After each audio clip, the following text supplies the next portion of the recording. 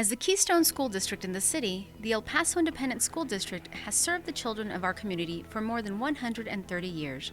The 91 campuses that make up EPISD have served as a second home to hundreds of thousands of El Pasoans who have had a hand in the development of our city.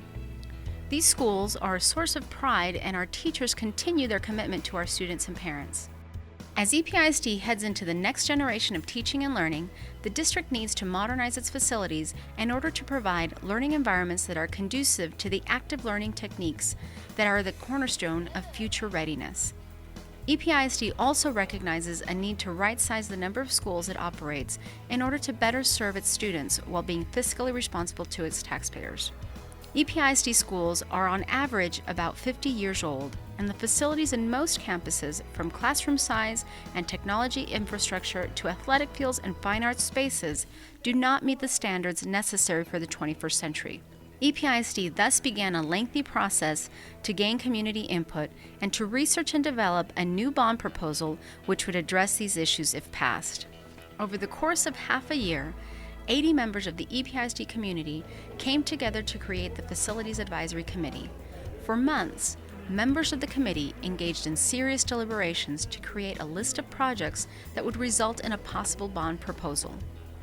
After much discussion, difficult decisions, and consensus building, the Facilities Advisory Committee recommended a $668.7 million bond to the EPISD Board of Trustees, which they approved in August.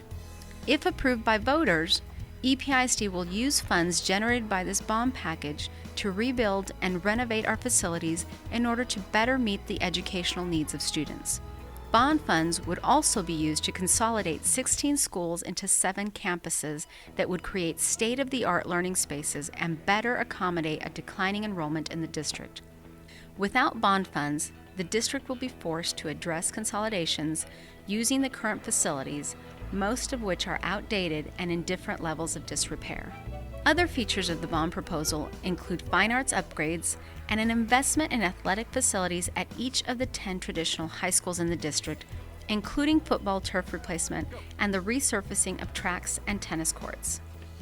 Beyond renovating or reconstructing campuses, we know future readiness involves the use of instructional technology, and the EPISD bond would fund new technology at every school, including the distribution of laptops to every middle school student in the district in a potential expansion of the popular Power Up program. EPISD would also use bond funds to make investments in network upgrades to provide neighborhoods surrounding our schools with free Wi-Fi to help students stay connected to their schoolwork even when class is not in session. The safety and security of our students, teachers, and staff is a top priority at EPISD. That is why this bond proposal includes funding to upgrade securing fences and sensors throughout the district. The bond would also address the need to replace dozens of school buses that are part of the aging EPISD fleet. A total of 81 school buses would be purchased. EPISD is proposing this bond after a thorough study of the facilities and a transparent process. The 2016 bond is the first time the district has proposed a bond in nearly 10 years. Voters are asked to decide whether they wish to increase the debt service tax rate by a maximum of 18.8 cents. For a home worth $100,000, the tax impact is $11.75 a month. This figure includes the new homestead exemption of $25,000.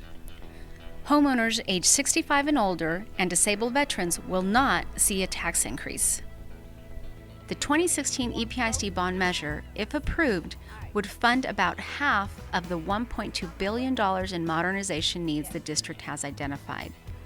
EPISD is working diligently to provide the homeowners and voters in the district with the information they need to head to the polls on November 8th. We invite you to visit the district's webpage at www.episd.org/EPISD bond to learn more about the bond measure and the projects included.